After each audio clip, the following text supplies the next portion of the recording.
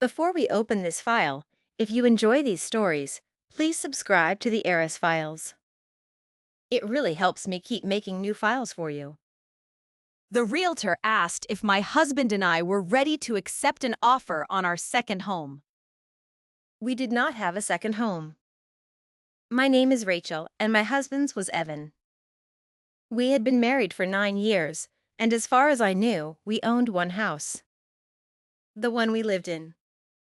The one with the unfinished guest room, the leaking faucet, and the kitchen cabinets Evan kept promising we would replace when money was less tight. Then, on a Friday morning, a woman named Nina called me and asked about the townhouse on Hawthorne Row. At first, I thought she had the wrong number. She checked her notes. Is this Rachel Miller? Yes. Evan Miller's wife? I remember looking at the wedding photo on my desk while I answered. Yes. There was a pause. Then she said, I'm sorry. Evan told me you handled the final paperwork. I did not know what paperwork she meant. She explained that an offer had come in above the asking price. The buyer wanted a quick closing. All she needed was confirmation from the owners. Evan Miller and Celeste Monroe. This is file number 013. My husband bought a house with another woman. And I found out because their realtor called me by mistake. I asked Nina to repeat the address. 48 Hawthorne Row. A 2-bedroom townhouse across town. I wrote it down on the back of an envelope because my hands had started shaking. Then I asked her to send me the listing. She hesitated. I could hear the moment she realized she had stepped into something she did not understand. Still, she sent it. The link arrived before we ended the call. I opened it. The first photo showed a clean brick townhouse with a narrow balcony and 2 flower pots beside the door. The next photo was the living room. That was when my stomach dropped. There was a blue armchair near the window. Evan and I had owned that chair for years. He told me he had donated it when we cleared out our storage unit. Beside it was a brass floor lamp we received as a wedding gift. I had searched our whole house for that lamp. Evan said it must have been broken during the move. There was also a gray blanket folded across the sofa. I bought it for him after he complained that his office was always cold. I clicked through the photos again. Slowly this time. A coffee mug from our kitchen. A framed print that used to hang above his desk. The small wooden box where he kept spare cufflinks. They were not similar items. They were ours. Or at least, I had thought they were ours. I searched the address online. Evan Miller and Celeste Monroe had purchased the townhouse 18 months earlier. Equal owners. I stared at the date. 18 months. That was the same month Evan told me his consulting project had failed. He said we needed to pause the kitchen renovation, be careful with money. I had apologized for being disappointed and told him I understood. Apparently, being careful with money meant buying a second home with someone else. I searched Celeste's name. She worked at Evan's company. Business development. I had met her twice. She had hugged me both times. She told me Evan talked about me constantly. I remember thinking that was sweet. Now I wondered which version of me he had described. His wife? His obstacle? The woman waiting in the house he actually came home to? I called Nina back. I told her I was interested in seeing the property. She asked if I was a buyer. I said, something like that. There was an open house the next morning. Evan told me he had an early meeting. I told him I planned to sleep late. At 9:30, I parked one street away from Hawthorne Row and walked the rest of the distance. The townhouse looked exactly like the listing. A welcome mat with the word home printed across it. That word almost made me turn around. Instead, I went inside. Nina recognized my name. Her face changed when she saw me, but she stayed professional. She handed me a brochure and said I could look around. The living room was smaller than ours, but it felt lived in. Not staged. Not empty. There were marks on the coffee table, a half-burned candle on the shelf, a stack of mail near the kitchen. I did not touch any of it. I did not need to. Evan was everywhere. His navy coat hung in the hall closet. His running shoes were beside the back door. His brand of coffee was in a clear jar on the counter. In the bathroom, I saw the aftershave I bought him every Christmas. Then I walked into the bedroom. There was a framed photograph on the dresser. Evan and Celeste standing on the balcony. His arm around her waist, her head against his shoulder. They were smiling at the camera like people who had nothing to hide.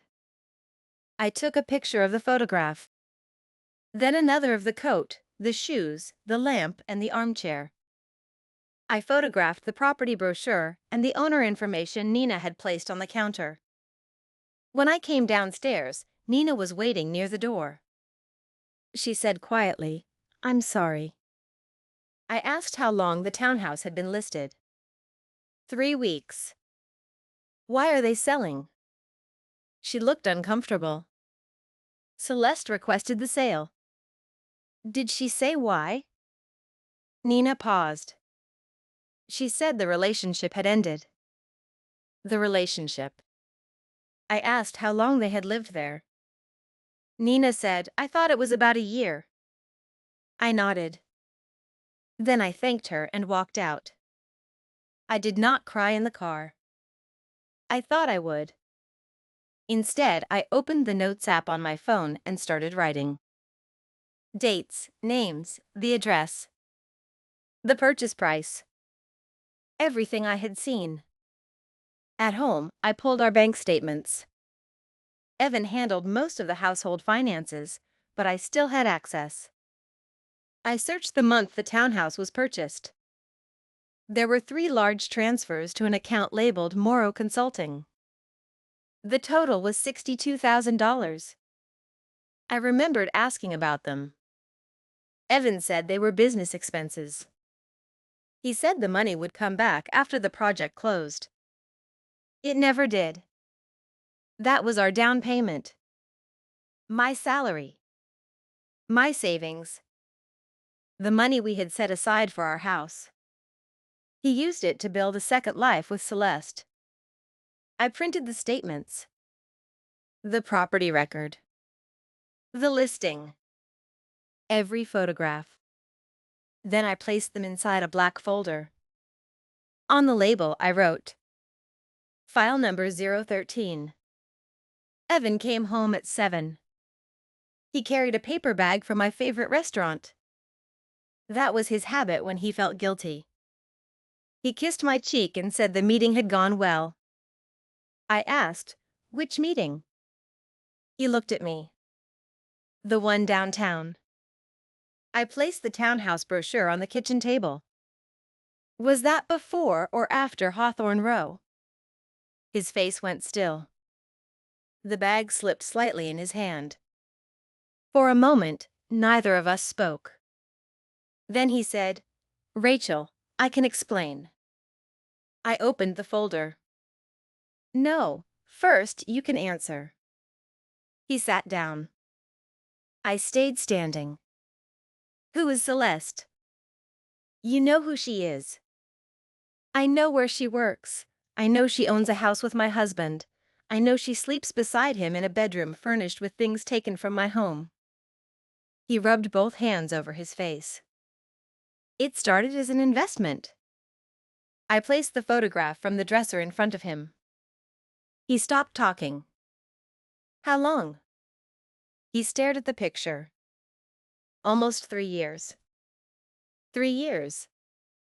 Longer than they had owned the townhouse. Longer than the consulting project. longer than the period when he started telling me he was too tired to go anywhere on weekends. I asked if he loved her. He said he did not know. That answer was almost insulting enough to be funny. You bought a house with her. I thought I did love her. And now? He looked down. Celeste ended it. That was why the house was for sale. Not because he chose me. Not because he confessed. Because the other woman left, and the property they shared had become inconvenient. He reached for my hand. I stepped back. He said I was going to tell you. When? After the sale. I laughed. Not because anything was funny. After you cleaned up the evidence? He said the townhouse was a place where he could breathe.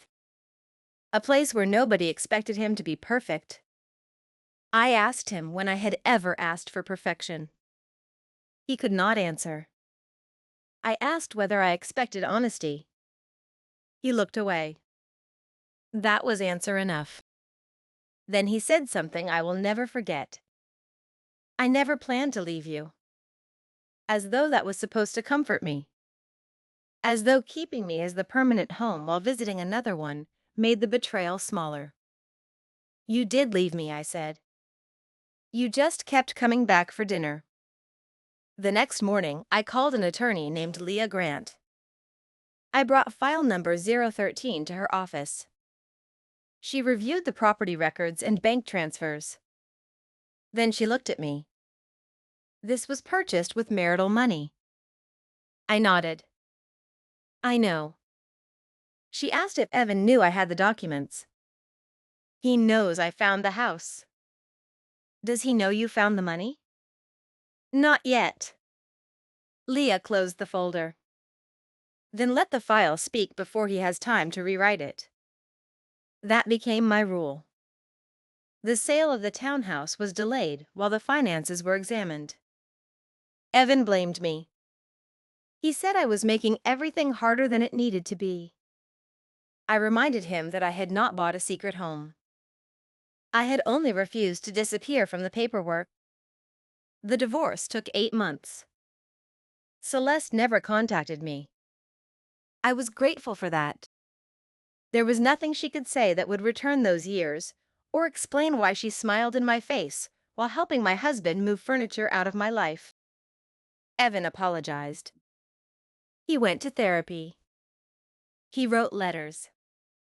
He said he finally understood what he had destroyed. Maybe he did. Understanding is not the same thing as repair. The townhouse sold. Part of the money came back to me through the settlement. Not enough to replace the trust. Enough to make a decision. I sold our house too. The kitchen cabinets were still old. The faucet still leaked. For years, I thought those unfinished repairs meant we were building something together. Now they only reminded me how often I had accepted delay while Evan spent our money somewhere else. 6 months later, I bought a small brick house near a public garden. 1 bedroom less. No balcony. No brass lamp. But my name was the only name on the deed. On the day I received the keys, I stood outside for a while before opening the door. There was no welcome mat. No furniture. No hidden photograph waiting inside. Just empty rooms and afternoon light. I sat on the living room floor with takeout noodles and 1 cardboard box beside me. Inside the box were the things I had chosen to keep. A few books. My grandmother's vase. A blue blanket. Not the one from Hawthorne Row. A new one. I placed the front door key on the floor beside me. 1 house. 1 key. 1 life I fully knew. For a long time, I thought Evan had taken my home away from me.